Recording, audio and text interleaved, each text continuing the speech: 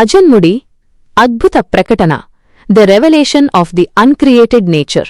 శివుడు చివరకు ఆ జ్యోతిర్లింగ స్తంభం నుండి ఆవిర్భవించి బ్రహ్మదేవుని అబద్ధాన్ని బట్టబయలు చేస్తాడు. తాను అనంతమైన చైతన్యమని, ఈ సృష్టి అంతా వ్యాపించి ఉన్నానని ప్రకటిస్తాడు. శివుడు తనను తాను అనాది, మొదలులేనివాడు మరియు అనంత, అంతంలేనివాడు అని ప్రకటించుకున్నాడు. కాబట్టి ఆయన అసలు స్వరూపానికి తల్లిదండ్రులు అనే భావన వర్తించదు. ఈ క్షణం సృష్టి, బ్రహ్మ, స్థితి, విష్ణువు ప్రక్రియల కంటే శివుడే సర్వోన్నతుడని నిరూపించింది.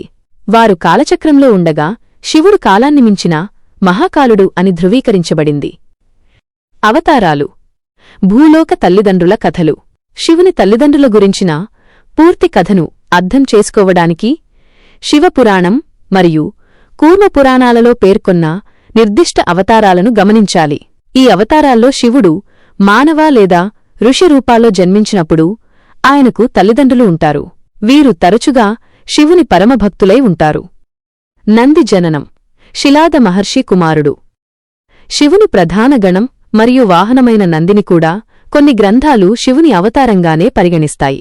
శిలాద మహర్షి తనకు జనన మరణచక్రం లేని అమరత్వమున్న కుమారుడు కావాలని కోరుతూ 1000 ఏళ్లు తపస్సు చేశాడు.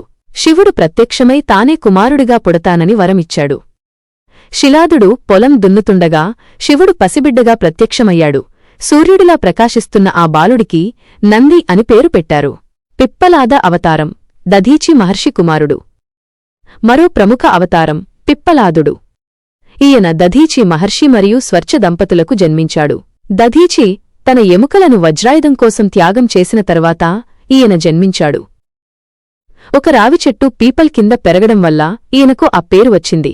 తన కష్టాలకు శనిగ్రహమే కారణమని తెలుసుకున్న పిప్పలాదుడు శివాంశ సంభూతుడు కావడంతో శనిని ఎదిరించి 16 ఏళ్లలోపు శివభక్తులను ఇబ్బంది పెట్టనని శనితో ఒప్పందం కుదుర్చుకున్నాడు.